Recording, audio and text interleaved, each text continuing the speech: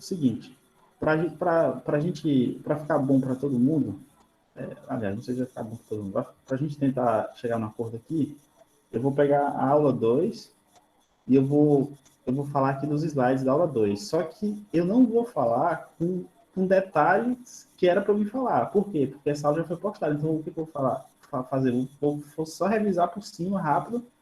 E aí, quem não assistiu o vídeo que foi postado, vocês vão lá e assistam para poder entender melhor o assunto.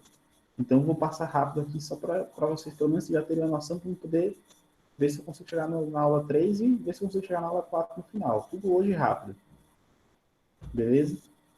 Então, se ficarem com dúvida, vocês, infelizmente, vocês vão ter que assistir o vídeo de todo jeito, entendeu? Para poder compreender melhor aquilo que a gente vai falar hoje, o conteúdo, tá? Vamos ver se a gente consegue trabalhar na velocidade boa. Todo mundo está vendo o slide aí, né?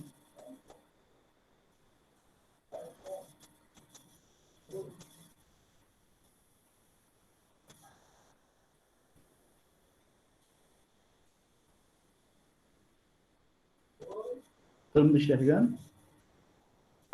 Dá para ver. Então, vamos lá.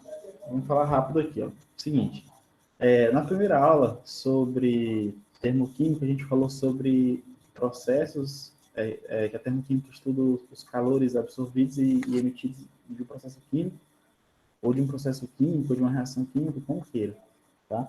Só que esse calor, dentro da química, a gente não usa muito a palavra calor, a gente não estuda muito calor, a gente estuda outra grandeza, que é o calor, mas ela recebe um outro nome, um nome especial, que é chamado de entalpia.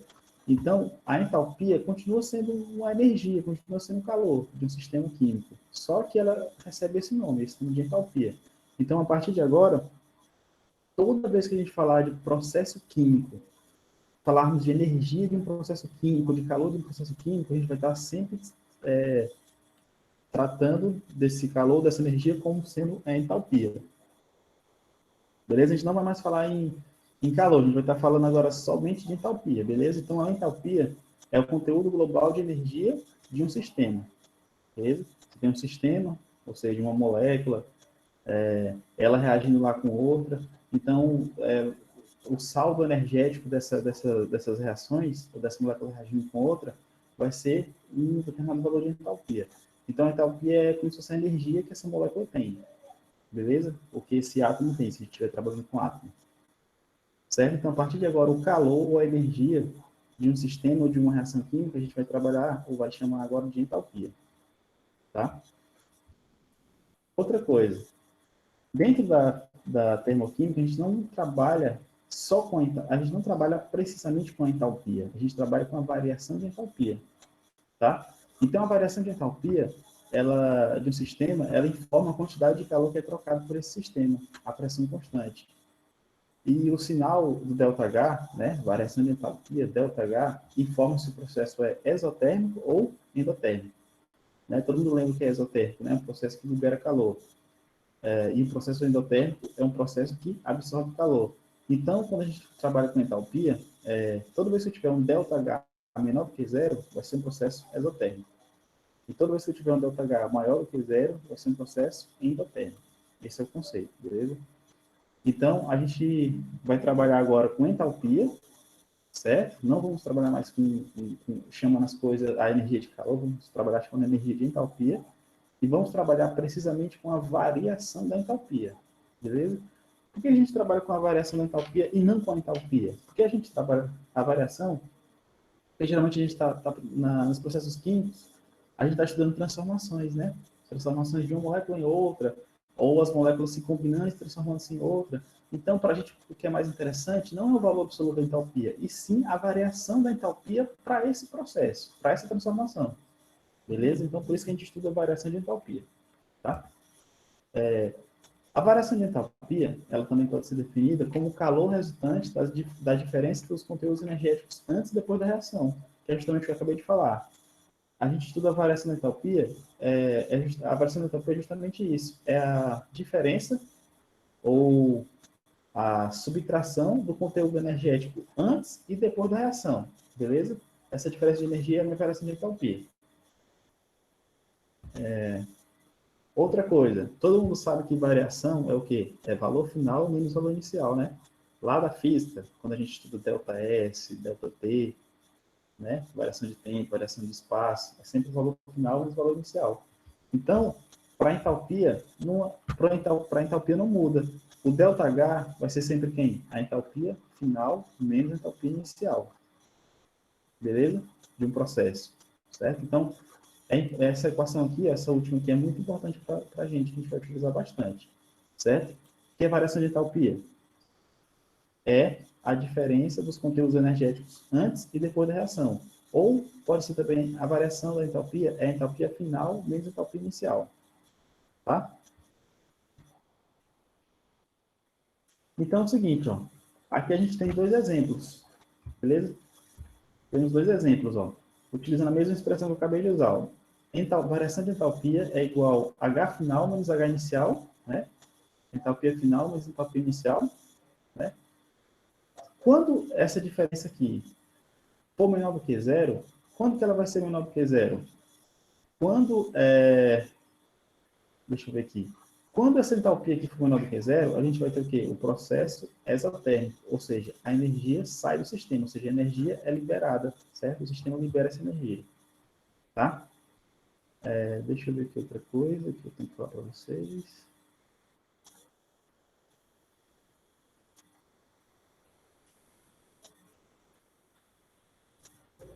Beleza. E outra coisa, a entalpia também ela vai ser negativa ou ela vai ser um processo exotérmico quando a minha entalpia final for menor do que a minha entalpia inicial. É justamente aqui no gráfico, ó, a minha entalpia final aqui embaixo. Quando ela for menor do que a entalpia inicial, quer dizer o quê? Quer dizer que essa subtração vai dar um valor negativo, né? Então, vai ser um processo exotérmico. Já para o processo endotérmico, a gente tem uma diferença, beleza? No processo endotérmico, a minha variação de entalpia vai ser maior do que zero. Se ela for maior do que zero, o processo é endotérmico, a energia entra no sistema. E por que ela vai ser maior do que zero, professor? Porque a entalpia final, olha onde ela está em cima, ela é maior do que a entalpia inicial. Se ela é maior, então essa subtração aqui vai dar um número maior do que zero, né? Então vai ser um processo endotérmico, tá? Então estou passando bem rápido, depois vocês acompanham o vídeo lá para entender com mais detalhes esse daqui, certo? Outra coisa, a gente precisa entender, a gente precisa interpretar como que funciona a variação de entalpia com um processo físico, beleza? Que processo físico é esse? Esse processo físico aqui é a água, o E é água líquida e o S aqui é água sólida.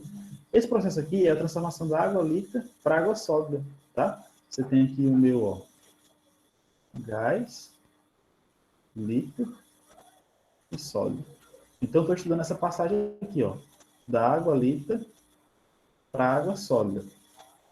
Beleza? A seta era para ter esse sentido, da direita para a esquerda. Da água líquida para água sólida. Essa passagem da água líquida para água sólida tem ΔH de quanto? 6,0 kJ por mol. Beleza? Então, isso aqui, é bom que eu já falei de uma coisa que eu queria falar anteriormente. Isso aqui é uma equação química ou é uma equação química juntamente com um dado termoquímico. Então, a junção da equação química com o dado termoquímico vira uma coisa que os químicos chamam de equação termoquímica. Tá? Ele tem aqui a equação que descreve o processo e tem o valor da energia para esse processo. Beleza? Então, como que eu interpreto isso? Alguém pode perguntar, professor, como que interpreta isso? Interpreta assim, ó. Você tem água líquida transformando-se em água sólida. E essa transformação, ela tem uma variação de ΔH de menos 6,01 kJ por mol. Beleza? Então, a gente interpreta essa reação, essa equação química desse jeito. Beleza? Então, aí alguém fala, professor, isso quer dizer o quê? O senhor leu o que estava aí, mas não disse o que significa. Significa que quando eu passo da água líquida para água sólida, eu estou liberando o quê? 6,01 kJ por mol de energia, tá? De calor. Que calor é esse? É a medida através da minha entalpia. Tá? Então, ele está liberando energia. Então, é um processo o quê? Exotérmico. Beleza? Por quê? Porque o ΔH é negativo, menor do que zero. Certo? Aí alguém fala, professor, e o caso contrário? Se eu tiver água sólida e passar para água líquida, como que funciona isso? Beleza. Um processo o contrário, da água sólida para a água líquida, também vou ter uma variação de energia, um ΔH. E a variação de energia vai ser a mesma coisa da passagem aqui de cima, certo? Então, a variação de energia de líquido para sólido é a mesma variação de energia de sólido para líquido. A única diferença é que o sinal do ΔH muda. E aqui eu tenho o quê? Eu tenho sólido transformando-se em líquido, ΔH igual mais 6,01 kJ por mol. Então, significa o quê? Quando eu saio da água sólida e vou para a água líquida, é necessário que eu absorva energia, tá? E absorva quanto de energia? 6,01 kJ por mol. E aí, professor, esse processo aqui é o quê? É endotérmico. Por quê? Porque é um ΔH maior do que zero, é um sinal positivo, né? E aí todo mundo sabe, né? Quando a gente pega uma pedra de gelo, coloca na mesa, com o passar do tempo, essa pedra vai derretendo, vai transformando-se em a água sólida em líquida. E ela se transforma por quê? Porque ela absorveu energia do meio ambiente. Então, se ela absorveu energia, é um processo endotérmico. Por isso que o valor aqui está positivo. Tá? Então, graficamente, a gente também pode escrever, ó, um gráfico. Você coloca os dois níveis, sólido, água líquida, e aí você tem a seta, você tem a seta para baixo, que está apontando da água líquida para a água sólida, que é o processo de solidificação, que é o que a gente viu aqui, ó, na parte de cima. Ele tem um ΔH negativo. Já o processo que eu saio da água sólida e vou para a água líquida é um processo, dessa seta aqui de cima, é um processo de fusão, e é um processo endotérmico. Por quê? Porque o ΔH é positivo. Beleza? Então, aqui a gente estudou a variação da entalpia para processo físico, mudança de estado físico. Aqui não é nem reação química por enquanto, beleza? Não, para o gasoso, quem falou? João Lucas, para o gasoso é a mesma ideia. É óbvio que aqui eu não coloquei os dados, eu coloquei os dados somente do sólido para o líquido para vocês entenderem. Mas para o gasoso também é a mesma ideia. Beleza? Se você passar no sentido, vai ser exotérmico, e você vier para o sentido contrário, vai ter o mesmo valor, só que endotérmico. Beleza? Certo? Eu não coloquei os valores numéricos porque eu só coloquei do sólido e para o líquido, para vocês entenderem, e para a nossa aula não ficar muito longa, para a gente não abordar muito isso. Tá? É só um exemplo demonstrativo. Mas a ideia é a mesma. Tá? Então, isso aqui é variação de entalpia para mudança de estado físico. Aqui não é reação química por enquanto. Tá? Aí aqui tem um exemplo. Deixa. Aqui tem um exemplo daquilo. Deixa eu ver aqui. Daquilo que eu acabei de falar para vocês, ó, um exercício resolvido. Ó. Observe. Deixa eu ver aqui. Cadê a caneta? Vamos lá. Observe o esquema. Então, eu tenho o quê? Eu tenho uma transformação, tá? Eu tenho um estado inicial, uma entalpia inicial de 870 kJ. E eu tenho uma entalpia final de 1000 kJ. Beleza, né? Então, aqui tem uma transformação, né? Do estado inicial transformando-se no estado final. Tá? Então, de acordo com o esquema apresentado, podemos dizer que esse processo deverá ser. Como que a gente faz isso aqui? Eu não falei lá para vocês que o ΔH... Deixa eu ver se eu coloquei aqui. Não. Eu não falei para vocês que o ΔH é igual ao H final menos o H inicial em um processo? Então, meu ΔH aqui, que é o que ele está pedindo, vai ser fácil de calcular, né? É só de pegar o ΔH final, que é 1000, e subtrair pelo H inicial, que é 870. Quando a gente faz essa subtração, né, 1000 ΔH vai ser igual a 1000 menos 870. Vai dar um valor igual a 130. Beleza? Valor igual a 130. Tá? Que é essa letra B. Aí, beleza. E ele ainda fala que é endotérmico e absorver 130 nesse processo. Por que é endotérmico? Porque aqui não aparece nenhum sinal. Se não aparece nenhum sinal, tem um sinal o quê? Positivo. Né? Toda vez que não aparece sinal, é o sinal positivo que está ali. Então, é um processo endotérmico e irá absorver 130 kJ. Beleza? Então, essa equação, esse exercício aqui é só mesmo, bem simplesinho, só para a gente entender como que calcula o ΔH quando você tem um estado inicial e um estado final. Tá? Só pegar o final menos o inicial, calcular lá a subtração e você já vai ter o valor. Todo mundo conseguiu entender essa parte aí?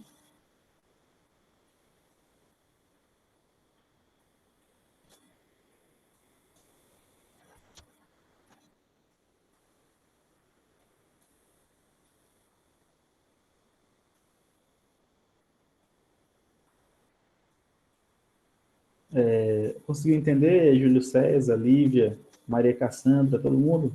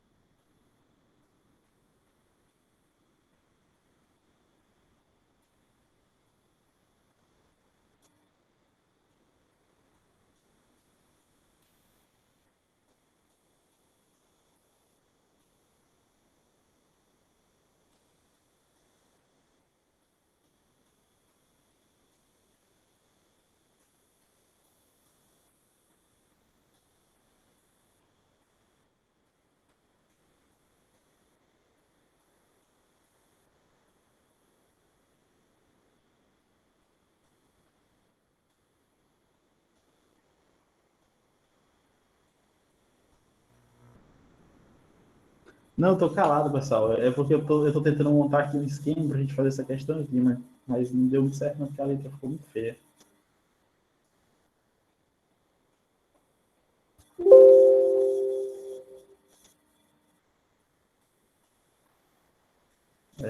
Deixa eu ver aqui se eu ajeito isso.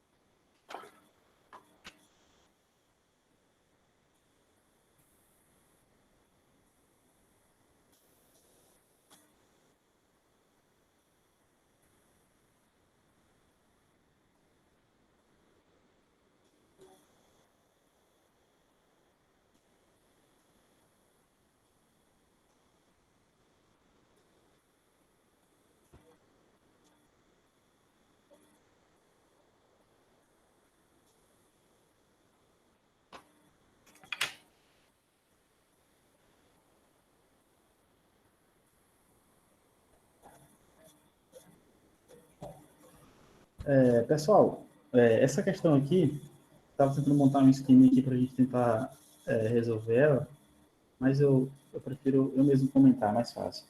Seguinte, a questão ela fala assim, ó, a passagem do oxigênio líquido para o oxigênio gasoso é uma transformação física, dois pontos. Ele quer que a gente fale se essa transformação física é endotérmica, exotérmica e como que ela é classificada. Né? Primeira coisa, gente, para a gente poder entender aqui, ó, quando eu tenho uma fase líquida passando por uma fase gasosa, eu tenho que processo? Eu tenho um processo de evaporação, né? Então a gente poderia resolver essa questão de várias maneiras, né? Então tem um processo de evaporação. Se eu lembrar que é um processo que esse processo é de evaporação, eu já conseguiria resolver a questão, tá? Mas eu não vou nem por aqui, eu vou mais pelo conteúdo que a gente está estudando. Só que essa passagem do oxigênio líquido para o oxigênio gasoso, ela é uma transformação física do tipo endotérmica. Por quê? Porque sempre que eu passo do líquido para o gasoso, eu preciso absorver energia para poder acontecer essa transformação. Por quê, professor? Porque o estado líquido é um estado mais organizado do que o gasoso. Então, para que ele passe para o estado gasoso, que é um estado mais desorganizado, é necessário que ele absorva energia. Tá? Então, o que a gente também pode lembrar é que sempre essa passagem aqui, ó, de sólido para líquido e para gasoso, a gente lembra desse esquema aqui, ó. Sempre esse processo direto aqui, ó, de sólido para líquido para gasoso, é um processo que absorve energia. Então, se eu estou trabalhando a passagem de líquido para gasoso, é um processo que absorve energia. Então, é um ΔH positivo, então é endotérmico. Já quando eu saio de gasoso para líquido e de líquido para sólido, é um processo que emite energia, que libera energia exotérmica. Então, aqui, como a gente está trabalhando de líquido para gasoso, né, a gente está estudando justamente essa passagem aqui, ó, é uma passagem que absorve energia. Então, é uma passagem endotérmica. Tá? E o nome do processo é o processo de evaporação. Tá? Deixa eu ver aqui outra coisa.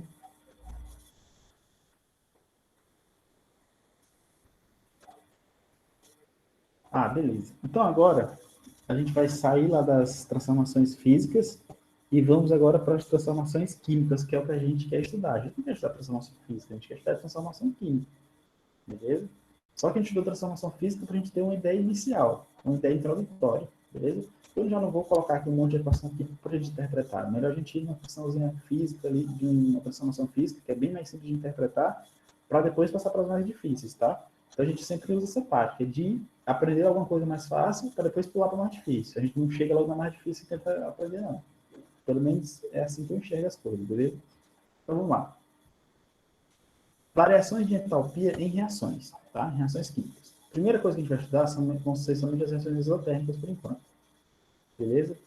Então, vamos ler aqui esse exemplo para a gente entender que tipo de processo é esse. Em palavras, vamos lá. Quando um mol de hidrogênio gasoso ele reage à pressão constante com meio mol de oxigênio gasoso, para formar um mol de água líquida, ocorre liberação de 285,8 kJ de energia na forma de calor para o meio ambiente. Beleza? Então, aqui é o nosso processo descrito em palavras. Beleza? Aí alguém fala, professor, mas onde que isso está empregado? Geralmente, essa reação aqui que eu estou explicando, esse processo, ele acontece em alguns motores motores de combustão que tem como combustível o hidrogênio, tá? Beleza? É um motor movido a hidrogênio, não esse motor que a gente conhece de carro normal, não, que é um motor especial para o combustível a hidrogênio. Então, essa reação acontece dentro desse tipo de motor, beleza?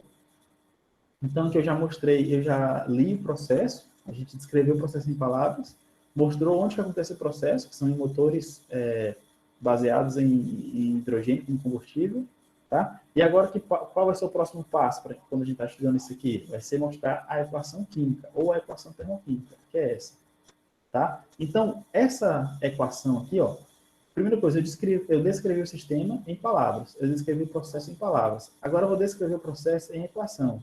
Tá aqui, ó. Então, vocês percebem, só que você já consegue entender por que os químicos gostam de usar a equação. Porque para ele escrever o processo em palavras, o cara usou 4 linhas, ó. Ele usou 4 linhas. E para escrever o processo em equação, a gente usou o quê? Uma linha só. Então, você já percebe que você utilizar toda a simbologia da química para descrever o processo é muito mais interessante, do ponto de vista de interpretação mesmo de tempo, né? Você gastou uma linha para escrever e está tudo simbolizado aqui muito mais fácil. Só que o nosso desafio aqui, de vocês como estudantes de química, vai ser aprender a interpretar o processo quando ele vier na forma de equação. Porque vocês interpretar quando ele vier na forma de palavra é fácil, né? Você já está lendo aqui e já vai interpretar, né? Que uma coisa reage com outra e libera uma quantidade de energia. Isso aqui é fácil, você lê, você já sabe. Agora, o nosso desafio na disciplina nesse momento vai ser pegar a equação aqui, a equação química ou a equação termoquímica e interpretá-la. Beleza? Então, o que essa equação está querendo dizer? Que um mol, toda vez que tiver um 1 na frente da espécie química aqui dentro da equação química, esse 1 vai ser o coeficiente estequiométrico. E ele vai indicar o quê, professor? Vai indicar o número de mol. Ou seja, vai indicar uma quantidade de matéria que vai estar reagindo ali. Então, 1 mol de H2 gasoso, ou seja, 1 mol de hidrogênio gasoso, está reagindo com quem? Com meio mol de O2 gasoso. O2 é quem? Oxigênio gasoso. Então, 1 mol de hidrogênio gasoso está reagindo, ou seja, tem um mais aqui, significa que eles estão reagindo. 1 mol de hidrogênio gasoso está reagindo com meio mol de oxigênio gasoso. Beleza? E essa seta, professor, indica o quê? Indica que está produzindo. Eles reagem aqui, tá? Aqui é o primeiro membro da equação, são os reagentes, R. Então, eles vão reagir e vão produzir. Então, a seta significa que eles vão produzir quem? Vão produzir 1 mol de quê? De água líquida, o Lzinho aqui, ó. Vão produzir 1 mol de água líquida. Mais um calor. Que calor é esse? 285,8 kJ. Ele está no segundo membro. Se ele está no segundo membro, significa que esse calor aqui é o quê? Um calor que vai ser liberado. Então, é uma reação o quê? Exotérmica, né? Outra coisa. Sim, segundo membro aqui é o produto das equações, tá? Então, toda vez que o calor aparecer do lado dos produtos, é um processo que libera calor, processo exotérmico. Essa equação também pode ser escrita assim, ó. Repetir a parte da equação química, e aí no final eu não coloquei o calor no segundo membro, eu coloquei o calor separado, eu coloquei ele como ΔH igual menos 285,8 kJ. Por que é menos, professor? Porque ele não falou que o calor foi liberado, aqui ó, ocorreu liberação, Se o calor é liberado, é um processo exotérmico. Se é exotérmico, o sinal do ΔH é negativo. Beleza? Deixa eu perguntar para vocês. Ah, sim. Antes de eu perguntar para vocês, existe ainda o gráfico. Tá? Como que o que o gráfico representa? Ele representa aqui que o H2 mais o meio de O2, que são os reagentes, eles se combinaram para formar aqui o produto, que é a água. Nessa combinação, você tem a energia dos reagentes nesse nível e tem a energia do produto nesse nível. Então, a energia saiu dos reagentes e veio para o produto. Certo? A variação de energia, a seta saiu dos reagentes e veio para o produto.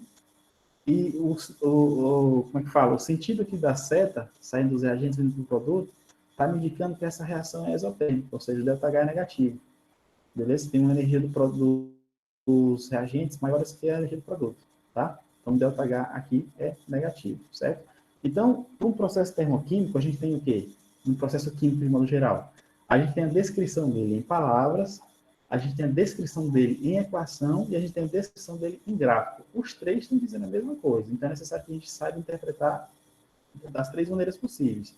Por quê? Porque vai ter questão que vai vir em palavras, né? Pode vir uma questão lá do Enem, um enunciado gigante, em palavras. Mas tem questão que pode vir os dados em equação. E tem questões que pode vir os dados em gráfico. Então, vocês vão ter que aprender a interpretar das três maneiras. Ficou todo mundo conseguindo entender aí essa parte aqui ou não?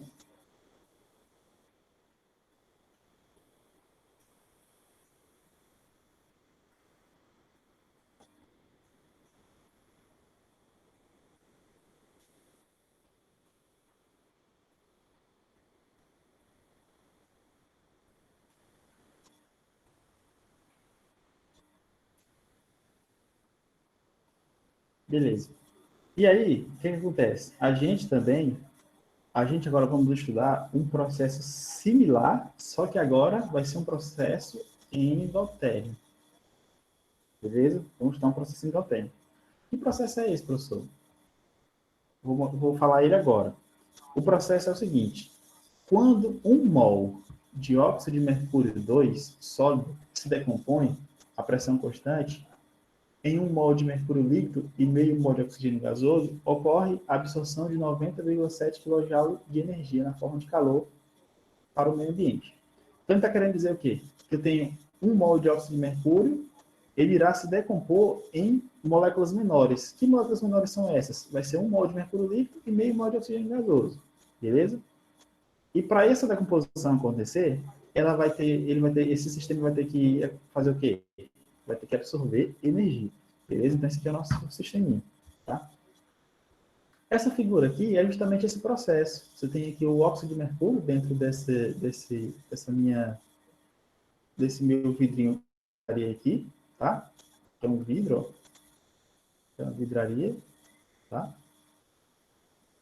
Um tubo de ensaio, beleza? Que a gente chama lá na química. E aqui dentro está o meu óxido de mercúrio. E eu estou fazendo o que com esse óxido de mercúrio? Eu estou aquecendo, tá? Então, eu estou fornecendo energia.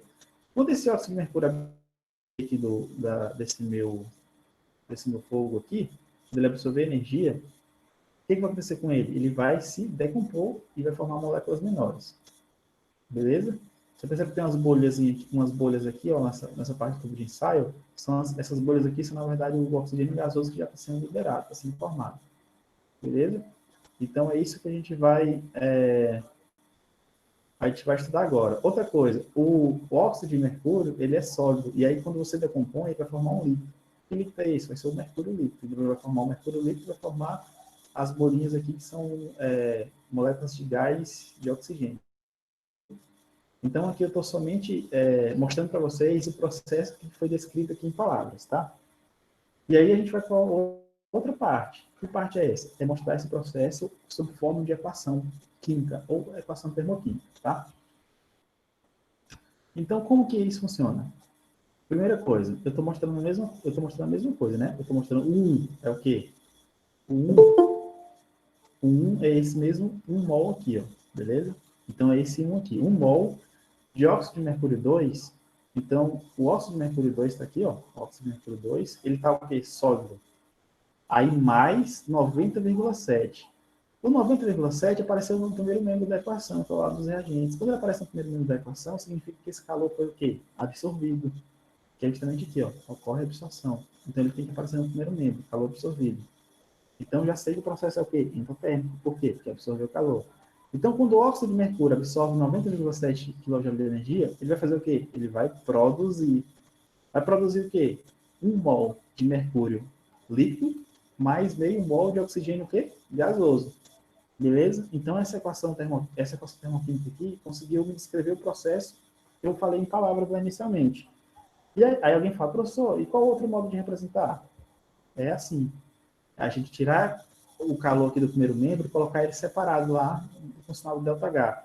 Então, aqui a equação termoquímica é a mesma, a equação química aqui é a mesma, só que eu não coloquei o calor dentro da própria equação química, eu coloquei o calor fora. Quando eu coloco ele fora, eu tenho que representar desse jeito. Ó, ΔH é igual a mais 90,7 kJ. Professor, por que é mais? Porque é um processo que absorve calor. Se ele absorve calor, é endotérmico. Todo processo endotérmico é um sinal positivo. Beleza? Então, esse sinal positivo aqui quer dizer o quê? Que ele está absorvendo calor. E o sinal negativo lá na equação anterior, professor, do outro slide. O sinal negativo lá quer dizer o quê? Que ele está emitindo calor, que ele está liberando. E sinal positivo que ele está absorvendo. Beleza? E aí a gente tem também uma parte gráfica, certo? Na parte gráfica aqui a gente já tem uma diferença. Por quê? Porque a energia dos meus reagentes já está aqui embaixo, beleza? E a energia dos meus produtos está lá em cima. Então, para mim sair dos reagentes e para os produtos, é necessário que eu absorva energia. Então, é por isso que a célula está saindo de baixo e indo para cima. Tá? Se eu estou absorvendo energia, o meu ΔH vai ser o quê? Positivo. E a minha reação vai ser como endotérmica. Beleza? Então, de novo, a minha transformação química aqui, eu descrevi ela em palavras, eu mostrei a foto, depois eu descrevi ela em equação e agora eu descrevi ela em forma de gráfico. Tá? Então, percebe que a termoquímica ela tem essa riqueza de detalhes, ela tem essa riqueza de opções para a gente interpretar como está acontecendo o fenômeno químico, tá? Uma transformação química. Conseguiram entender também essa parte, né?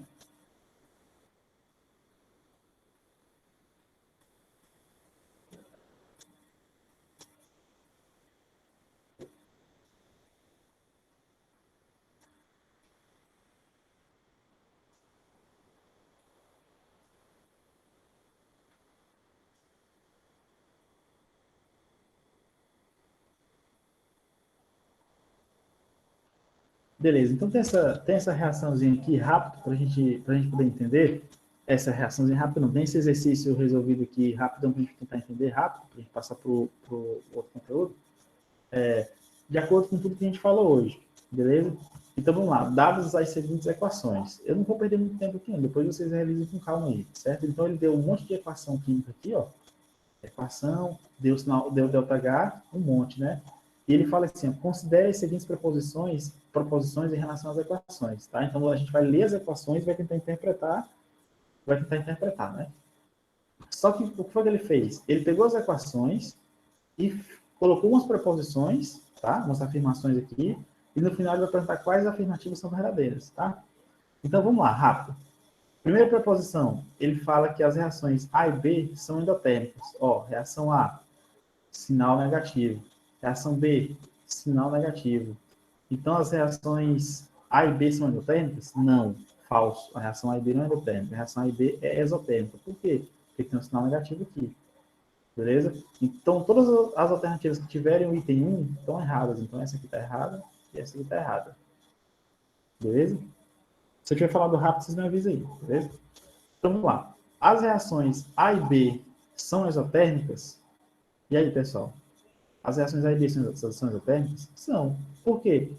Porque elas têm um sinal negativo. Se elas têm um sinal negativo, elas são exotérmicas. Então, a resposta certa, então, aqui é verdadeiro. O item 2 é verdadeiro. Beleza? Sinal negativo do ΔH são reações exotérmicas. Vamos lá. Item 3. As reações C e D são exotérmicas? Olha o sinal da C. É positivo. Né? Peraí, deixa eu ler devagar, porque senão eu vou confundir vocês. Vamos lá. As reações C e D são exotérmicas? Não sei. Como que eu vou descobrir? Olha na equação. Vamos lá. A equação C tem um sinal positivo, então ela é endotérmica. A reação D tem um sinal positivo, então ela é endotérmica. Então, o item 3 está errado, porque está falando que C e D é exotérmica, e na verdade a reação é endotérmica. Então, o item 3 é falso. Então, tudo que tiver o item 3 está errado. Então, a letra A aqui também já está cancelada. Fizemos o cancelamento da letra A. Aí vamos lá, item 4. As reações C e D são endotérmicas? São, verdadeiro. Por quê, professor? Elas têm sinal positivo, ó, C e D, são endotérmicas, beleza? Então, o item 2 e o item 5 estão corretos. Aliás, o item 2 e o item 4 estão corretos. Vamos para o item 5. A reação com maior liberação de energia é a reação B? É. A reação com maior liberação de energia é a reação B. Por quê? Ó, a reação B é essa aqui, ó. Ela está liberando quanto de energia? 1.452,6 kJ. E as outras estão liberando o quê? 400, 400 e 500. Então, quem mais libera energia é a reação B. Então, o item 5 está correto. Tá? E o item 6? A reação com maior liberação de energia é a D. Não, a letra D a letra D faz absorver energia. Então, a 6, o item 6, está falso. Então, só vai sobrar correto quem? 2, 4 e 5. Que a minha letra é 2, 4 e 5. Deu para entender essa questão?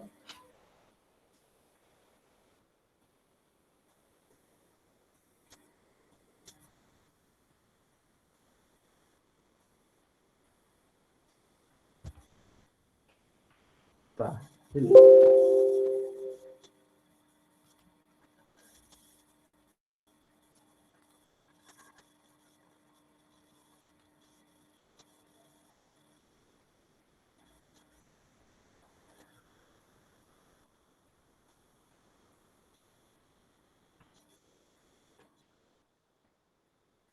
Pessoal, enquanto eu coloco outro slide aqui, eu já mandei para vocês aí o formulário, tá? Da nossa lista de frequência, para que vocês possam estar assinando, beleza?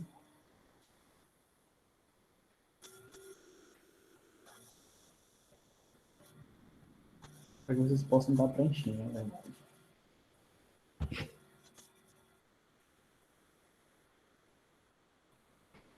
Então, vamos lá, para a gente não perder tempo, vamos lá. Aqui é a nossa aula 3 de termoquímica, tá? Já pulei para a nossa aula correspondente, a aula 3, os slides já estão lá no Classroom, tem um vídeo no YouTube lá daquele canal Química Simples, que os caras explicam de uma maneira bem alternativa, que dá para entender, de maneira bem didática, bem simples, já que eu tento já abordar de uma maneira um pouco mais formal, digamos assim. Lá não, os caras eles já explicam bem mais rápido, bem descontraído, que eu acredito que seja até mais fácil de vocês entenderem, tá? Já que eu já tento manter um certo rigor em relação às explicações, tá? Então, é interessante que aí fica as duas alternativas. Podem assistir por lá e acompanhar os slides, depois podem estar vendo a aula aqui.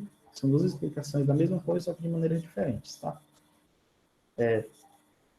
O que a gente vai falar aqui agora, nessa aula 3, que vocês vão ver lá no vídeo, é uma coisa chamada entalpia padrão, beleza? É um tema meio chatinho de explicar, mas a gente vai tentar, tá?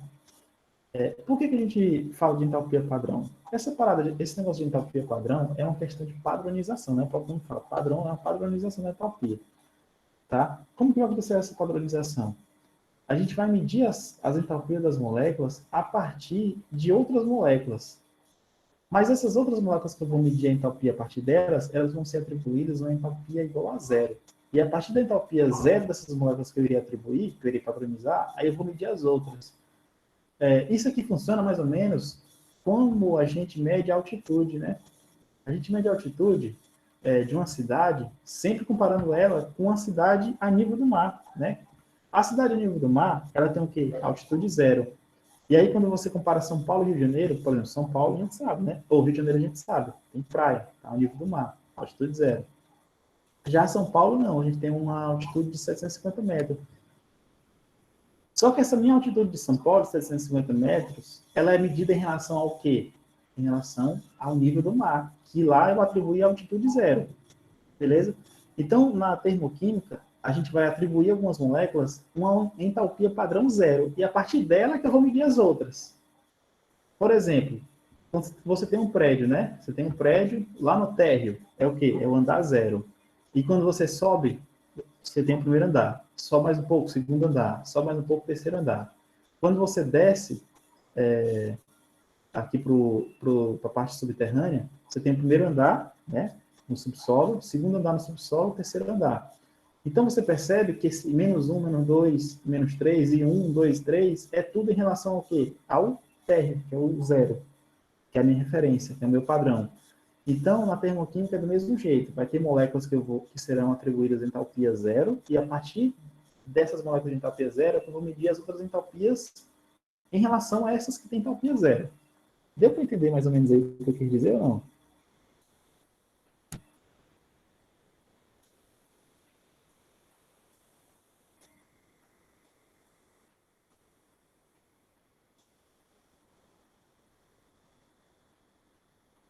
É isso, Guilherme.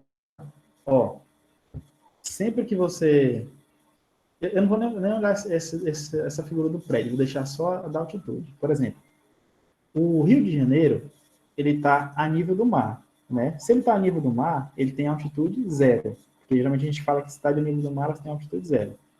Já São Paulo, ela não está a nível do mar, ela está acima, ela tem uma altitude de 750 metros, tá? Acima do nível do mar, beleza? Então, esses 750 metros da cidade de São Paulo, ela é em relação ao quê? Ele mediu 750 metros em relação ao quê? Ao nível do mar, que é a altitude zero.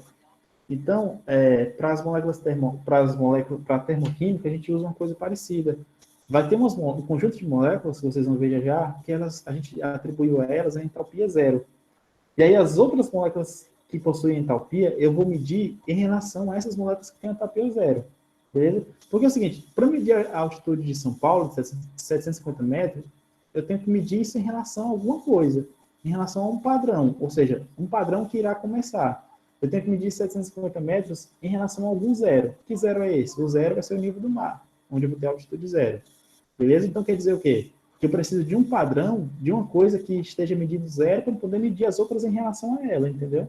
Então na termoquímica é mais ou menos assim. Quando a gente fala das moléculas aqui, você vai entender um pouco mais, beleza?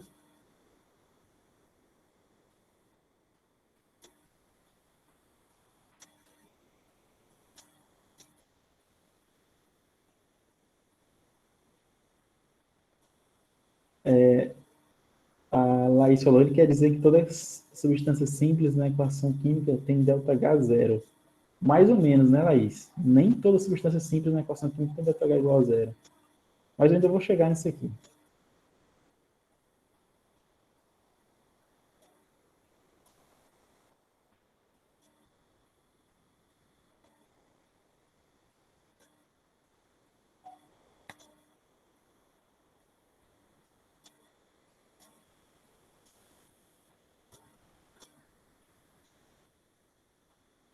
Então, vamos lá. Um elemento químico, vamos agora falar da própria química, vamos deixar nossos exemplos de lado. Então, um elemento ou composto químico está no estado padrão quando ele apresenta esse seu estado físico, ou seja, estado físico, alotrópico, cristalino mais comum e estável, a 25 graus e pressão de 1 atm. Beleza? Então, toda vez que eu tiver uma substância ou composto químico no estado padrão, que se apresentar no seu estado físico como mais estável, no caso a 25 graus e 1 atm, toda vez que essa substância ou elemento estiver no estado mais comum e estável a 25 graus e 1 atm, vai estar no estado padrão, tá? Esse é o estado padrão. Ou seja, ficou meio confuso, mas eu vou explicar de novo. Toda vez que um elemento estiver na sua forma mais comum, certo? Estado físico, estado alotrópico ou cristalino mais comum e estável, sob a temperatura de 25 graus em ATM, quer dizer que esse elemento químico está no estado padrão, tá? E toda substância simples no estado padrão tem entalpia igual a zero. E aí vai de acordo com o que a Laís falou mais ou menos, porque ela falou, quer dizer que toda substância simples na equação química tem delta H igual a zero. Não, não é toda substância simples. A substância simples tem que estar no estado padrão, beleza? Tem que ter cuidado com isso. Não é toda substância simples, ela tem que ser simples, mas tem que estar no estado padrão, beleza? Então vamos lá.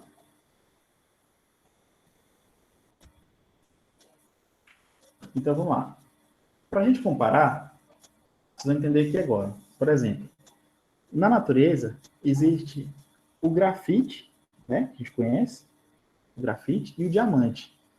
Ambas as coisas são formadas por carbono, é um átomo de carbono normal. O grafite e o diamante, eles têm a mesma forma química, que é o quê? Que é o C, o átomo de carbono normal.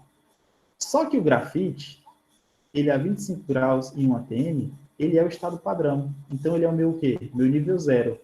Já o meu carbono aqui no estado, na forma do diamante, ele é o quê? Ele não é o estado padrão. Então, ele já vai ter uma entalpia diferente de 0, vai ser 1,9.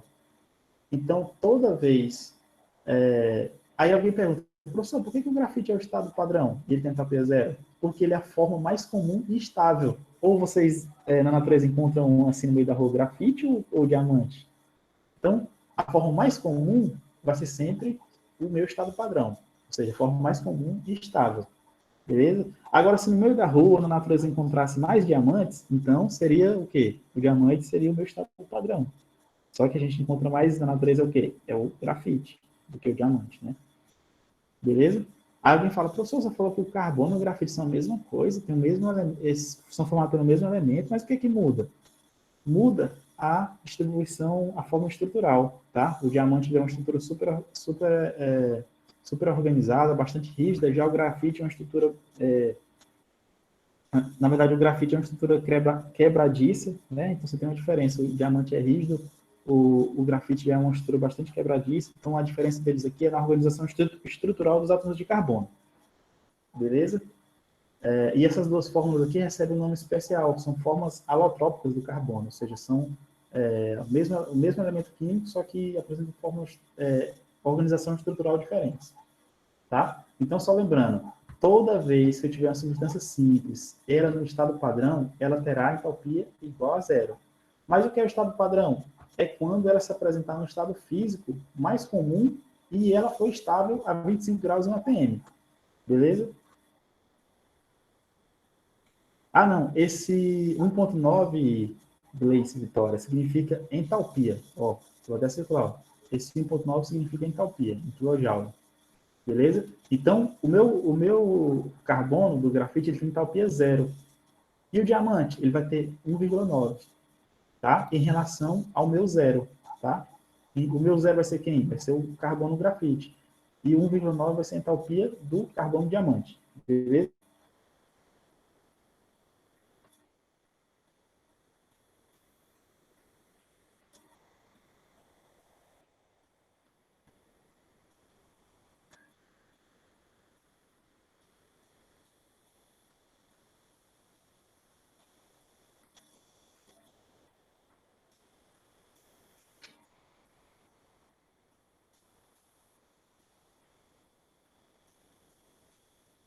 Ó, é o seguinte, para a gente calcular,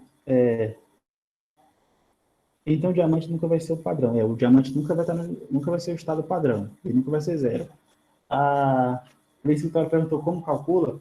Para a gente calcular essas entalpias aqui, geralmente a gente utiliza lá aqueles estudos lá a gente estuda lá a gente utiliza lá os calorímetros para medir, ou quando a gente não tem os calorímetros, a gente vai utilizar as próprias tabelas de entalpia padrão de formação, beleza? E aí eu vou colocar na equação química essas entalpias, que eu já sei tabelada, e as que eu não conheço, e as que eu conheço também que valem 0, e aí eu posso calcular essas entalpias de duas maneiras. Eu posso calcular ou ela teórica, via lei de Hess, que a gente vai ver lá no final do assunto, ou eu posso calcular ela no laboratório, utilizando um calorímetro. E aí eu vou medir as quantidades de calor, colocar nas equações, e aí eu vou chegar nesse valor de 1,9. Então tem duas maneiras de medir, de maneira direta, no laboratório, e de maneira indireta, utilizando a lei de Hess, tá? Então isso a gente vai ver mais na frente também. Beleza?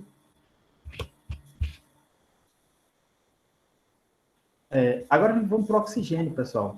O oxigênio, a gente sabe que o oxigênio na natureza, ele pode estar como oxigênio atômico, ou seja, só o átomo, pode estar como ozônio, todo mundo conhece, né, com água de ozônio, O3, e pode estar como oxigênio gasoso, o nosso famoso O2.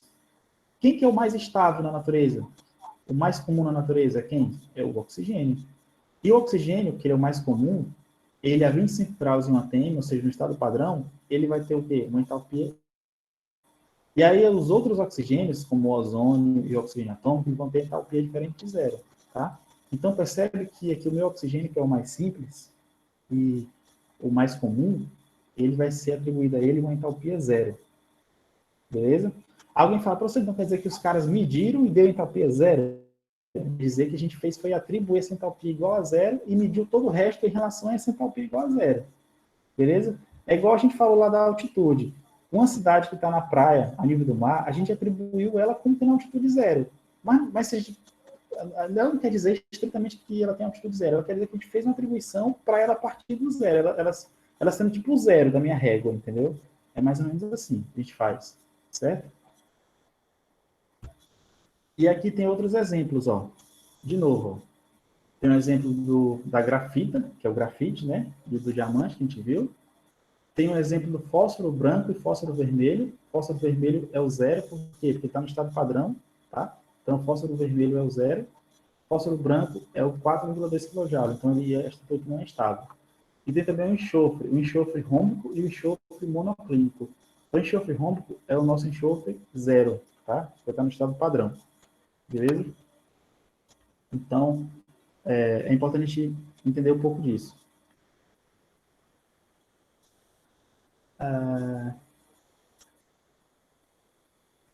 Beleza. Outra coisa que aparece muito nos livros de química, ou em algumas tabelas, são as entalpias de formação, ou entalpia de formação padrão, tá? Então, a gente vai perceber que esses dados, eles são calculados ou são atribuídos e aí eles são tabelados, tá? Por exemplo, o cloro é a substância simples no estado padrão, então é zero. Bromo é a substância simples no estado padrão, zero, tá? Bromo líquido. Já o bromo gasoso, ele tem mais 30,9. Então, significa que ele não está no estado padrão. Beleza? O iodo, o I2, ele tem entalpia zero. Por quê? Porque está no estado padrão. E assim por diante. Beleza? Então, vocês estão percebendo aqui que existe uma listagem, um monte de substâncias com as suas respectivas entalpias padrão. Padrões de formação. Tá? A gente vai ver isso aqui também já já. Certo?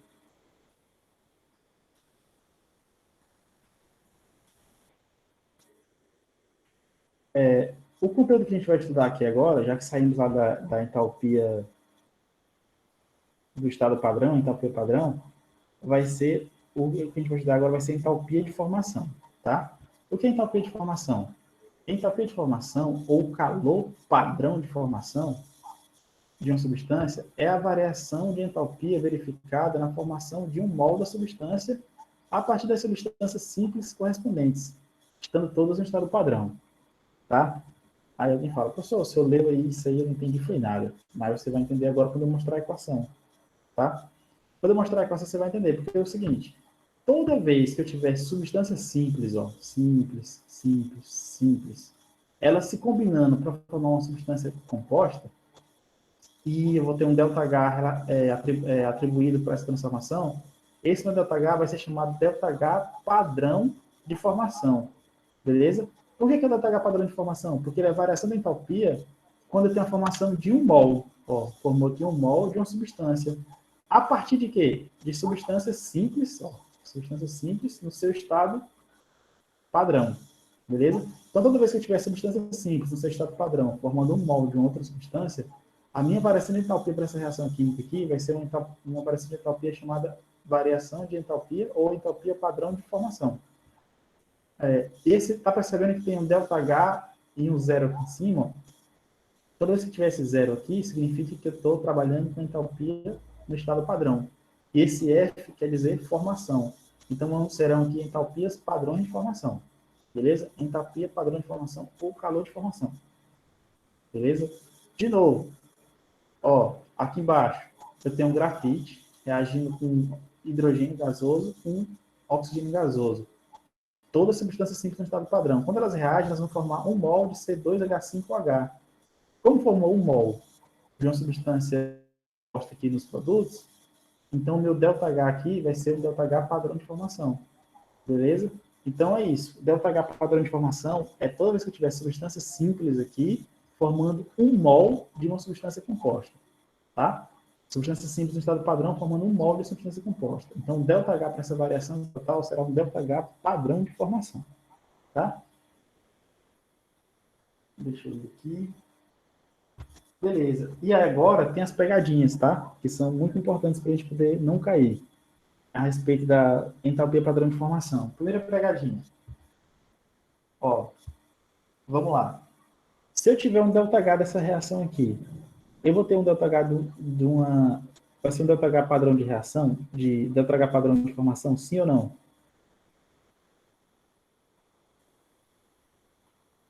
Vamos lá, digamos que eu tenho essa reação aí, o carbono reagindo com oxigênio formando CO2. E para essa reação tem um ΔH atribuído a ela. Beleza, Lívia, tranquilo. Aí eu vou perguntar para vocês se essa equação aqui da letra a entalpia que vai ser atribuída a essa equação será uma entalpia padrão de formação, sim ou não? Eu acho que sim, professor. Acha que o quê? Eu acho que sim, porque o carbono que dá origem ao diamante está combinando com o oxigênio, que na atmosfera é estado padrão, né? É mais ou menos isso. Quem concorda aí com... É o José Guilherme que está falando, não é que eu concordo com o Guilherme.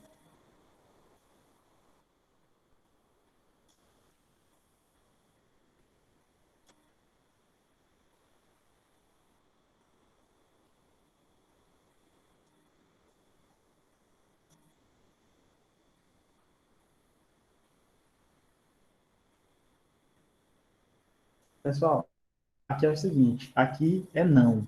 A resposta é não. A variação de entalpia para esse processo aqui não é uma variação de entalpia padrão de formação. Por quê?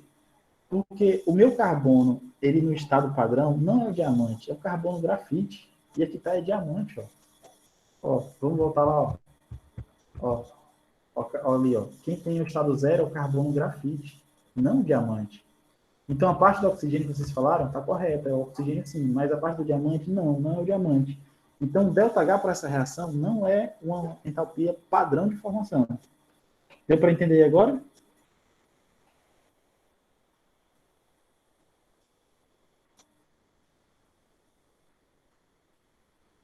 Beleza? Então, eu tenho sempre que lembrar se os elementos são substâncias simples e se são os mais comuns e se estão no estado padrão, beleza? E esse caso aqui, a entalpia atribuída a esse processo é uma entalpia padrão de formação, sim ou não?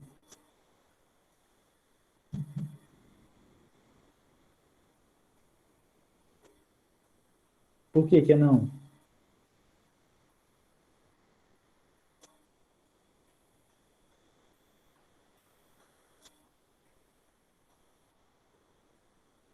Isso, beleza, porque tem um 2. Tenho 2. Então, a entalpia padrão de formação, quando eu tenho sempre a formação de um mol, e aqui tem 2, então ela não é. E essa?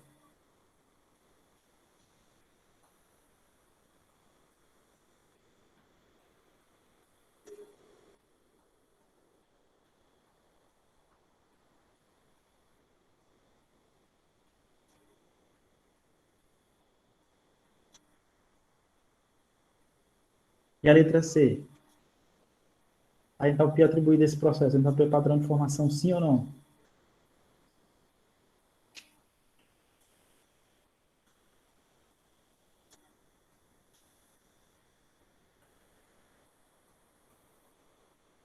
Quem mais se arrisca?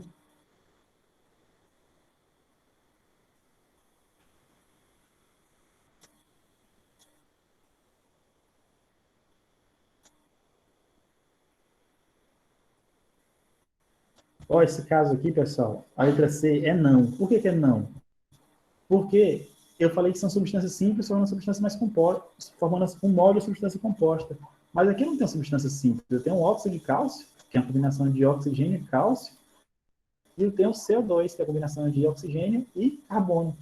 Então eu falei o quê? Que são substâncias simples no estado padrão, formando um molde de substância composta. Só que aqui eu tenho as substâncias compostas formando um molde de substância composta. Então não tem como a entalpia daqui ser atribuída como uma entalpia padrão de formação. Deu para entender aí? Professor, eu entendi essa C. Mas a B ainda eu tô tentando entender. A B, Aham. porque a definição de entalpia padrão de informação é toda vez que eu tiver uma substância, a entalpia padrão de formação de substância é a variação de entalpia verificada na formação aqui, ó, de um mol de uma substância, ó, de um mol. O que é um mol? É esse índice, é esse coeficiente que está aqui do lado da substância no produto. Ó. Então, toda vez que eu tiver substância simples do lado de esquerdo, aqui, ó, substância simples do lado esquerdo, formando um mol do lado direito, significa que eu vou ter entalpia padrão de formação. Então, é a formação de um mol. Lá na letra B não é, porque ele tem dois, ó. Então, ele não está formando mol, ele está formando é dois. Então, não é entalpia padrão de formação a entalpia atribuída a esse processo. Entendeu aí? Pronto, ficou claro agora. Pronto. E a letra C, acho que o João Lucas, não, foi na letra C, por que não é entalpia padrão de formação?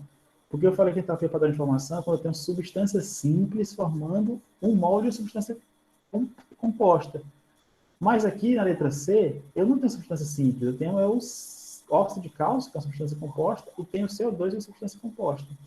Então, eu tenho uma substância composta formando substância composta.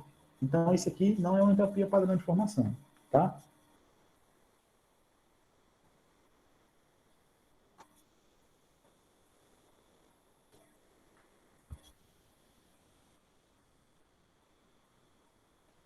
Outra coisa, sempre que a gente tiver com entalpia padrão, ou entalpia padrão de formação, a gente vai seguir lá aquela mesma técnica lá do início da aula 2, tá? Vai ser o quê? O ΔH padrão, tá? Percebe que esse sinalzinho aqui, ó, esse círculozinho aqui de grau, quer dizer padrão. Então, o ΔH padrão de qualquer processo vai ser sempre o ΔH final menos o ΔH inicial. Só que agora, pessoal, vocês vão ter que gravar isso aqui. Ó. Toda vez que eu estiver trabalhando agora com ΔH, seja ele padrão ou não, ΔH, ó, preste muita atenção nisso aqui, que isso aqui vai ser a coisa mais importante dessa aula 3 aqui. Ó. Toda vez que eu tiver com ΔH, calculando ΔH, ele padrão ou não, vai ser sempre o H dos produtos, vou colocar aqui, H dos produtos, menos o H dos reagentes. Porque lá na aula passada, eu não falei sempre que não era produto, o ΔH não era sempre a entalpia final menos a entalpia inicial, e numa reação química eu não tenho reagentes formando produtos, na reação química eu não tenho o primeiro membro, são reagentes formando produtos, então sempre os produtos vai ser o final, e os reagentes são seu inicial. Então por isso que vai ser HP, H dos produtos, menos o H dos reagentes, quando eu estiver calculando uma variação de entalpia. Deu para entender isso aí, pessoal?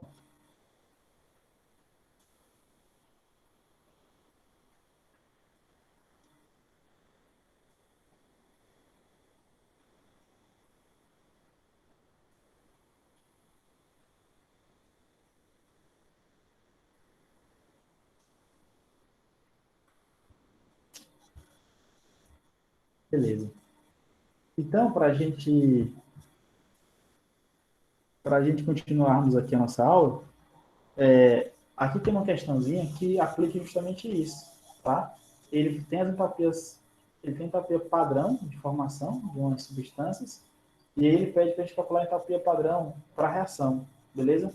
Então, eu vou ler ela rápido aqui e vamos fazer ela rápido aqui para a gente poder entender.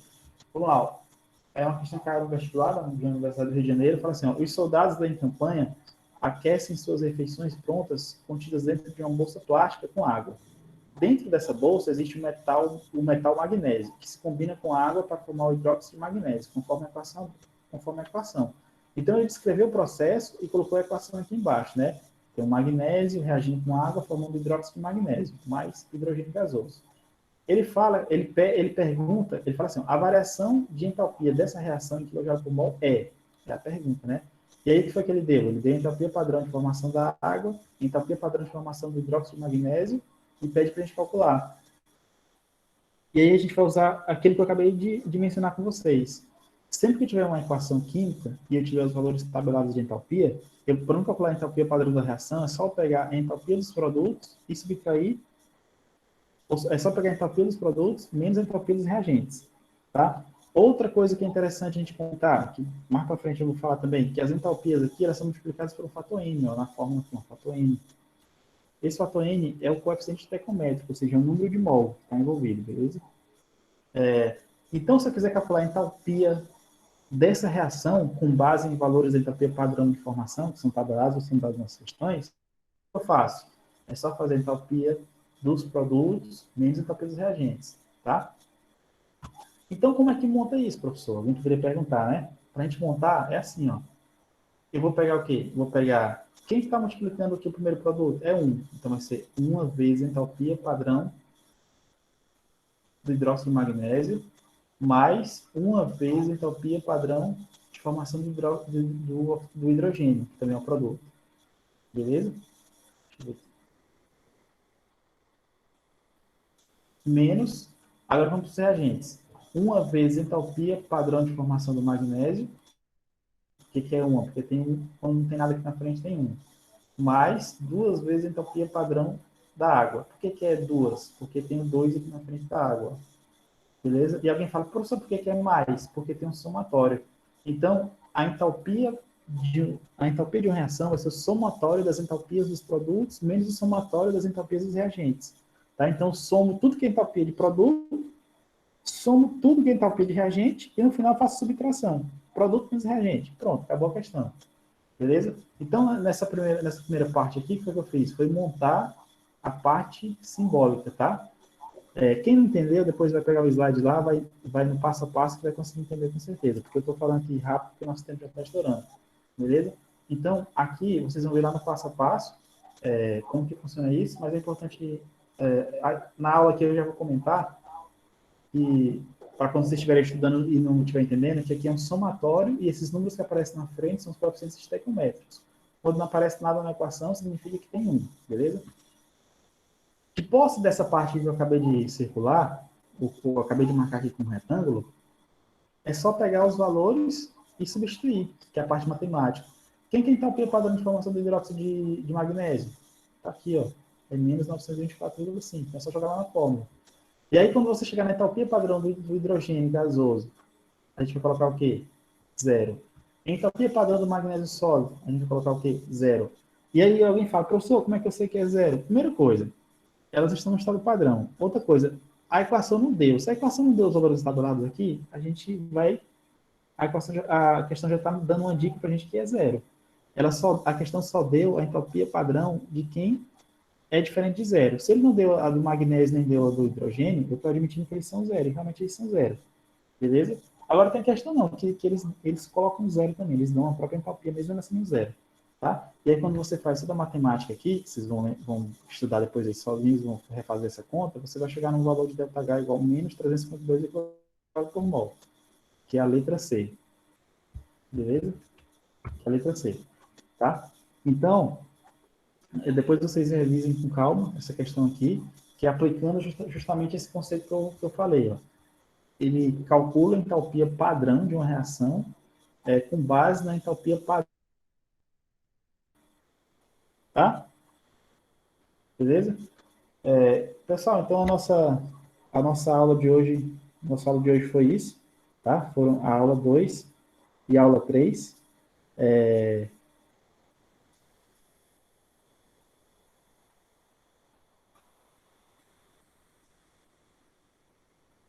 A aula de hoje foi a aula 2 e a aula 3.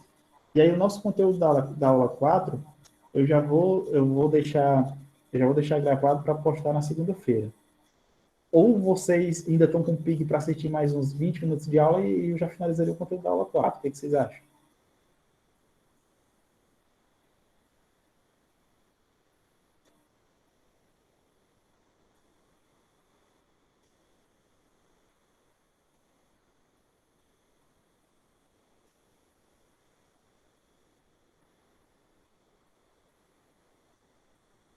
Então, vão falando aí, eu vou pela maioria, falem aí.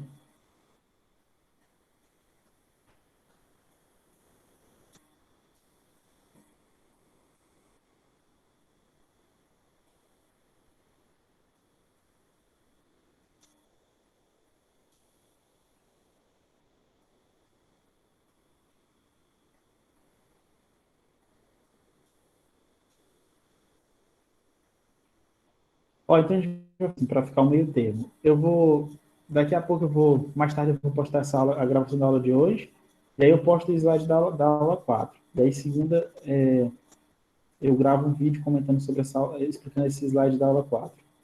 Beleza aí?